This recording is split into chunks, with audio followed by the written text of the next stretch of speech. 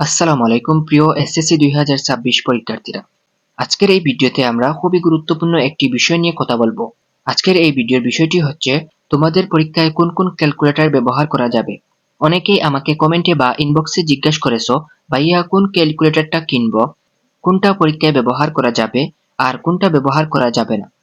তাই আজকে আমি তোমাদের সামনে বোর্ডের নির্দেশনা অনুযায়ী অনুমোদিত কয়েকটি ক্যালকুলেটর দেখিয়ে দেব, যাতে তোমাদের আর কোনো কনফিউশন না থাকে।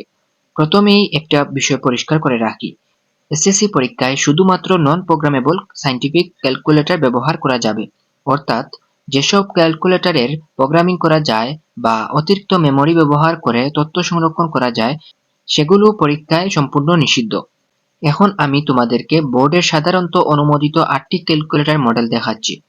প্রথমটা হচ্ছে ক্যাসিও FX82MS। এটা খুবই জনপ্রিয় একটি ক্যালকুলেটর এবং অনেক শিক্ষার্থী এটি ব্যবহার করে। দ্বিতীয়টি হচ্ছে ক্যাসিও FX100MS। এই ক্যালকুলেটরটাও পরীক্ষায় ব্যবহার করা যাবে এবং এটি নন প্রোগ্রামেবল। তৃতীয়টি হচ্ছে ক্যাসিও FX570MS, অর্থাৎ 570MS ক্যালকুলেটর। এটিও খুবই পরিচিত একটি মডেল এবং পরীক্ষায় ব্যবহার করার অনুমতি রয়েছে। চতুর্থটি হচ্ছে FX991MS। এটিও একটি সায়েন্টিফিক ক্যালকুলেটর এবং বোর্ডের অনুমোদিত তালিকার মধ্যে রয়েছে। এরপর আছে ক্যাসিও FX991EX। এই মডেলটাও অনেকেই ব্যবহার করে এবং এটিও পরীক্ষায় ব্যবহার করা যায়। এর পরেরটি হচ্ছে ক্যাসিও FX991ES। এটিও জনপ্রিয় সায়েন্টিফিক ক্যালকুলেটর। এরপর আছে ক্যাসিও FX991ES প্লাস। এই মডেলটিও বর্তমানে শিক্ষার্থীদের মধ্যে খুব বেশি ব্যবহৃত হয়। সর্বশেষে রয়েছে ক্যাসিও FX991CW। এটিও নতুন সিরিজের একটি ক্যালকুলেটর এবং এটিও নন প্রোগ্রামেবল হওয়ায় পরীক্ষায় ব্যবহার করা যাবে।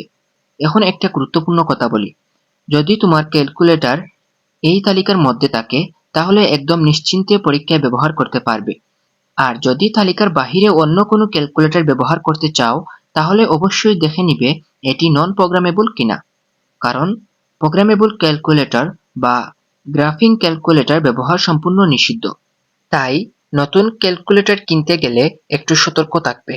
বাজারে অনেক সময় কপি বা ডুপ্লিকেট ক্যালকুলেটর বিক্রি করা হয়, সেগুলো না কিনে চেষ্টা করবে ভালো মানের অরিজিনাল ক্যালকুলেটর নেওয়ার। আশা করি এখন তোমাদের ক্যালকুলেটর নিয়ে যে কনফিউশন ছিল সেটি অনেকটাই ক্লিয়ার হয়েছে। যদি ভিডিওটা তোমাদের জন্য উপকারে আসে তাহলে অবশ্যই চ্যানেলটিকে সাবস্ক্রাইব করে আমাদের সঙ্গে যুক্ত থাকবে, কারণ এসএসসি 2026 পরীক্ষার্থীদের জন্য আমরা নিয়মিত সাজেশন, গাইডলাইন এবং গুরুত্বপূর্ণ আপডেট শেয়ার করি। সবাই ভালো থাকো, পড়াশোনায় মনোযোগ দাও। ইনশাআল্লাহ দেখা হবে পরবর্তী ভিডিওতে।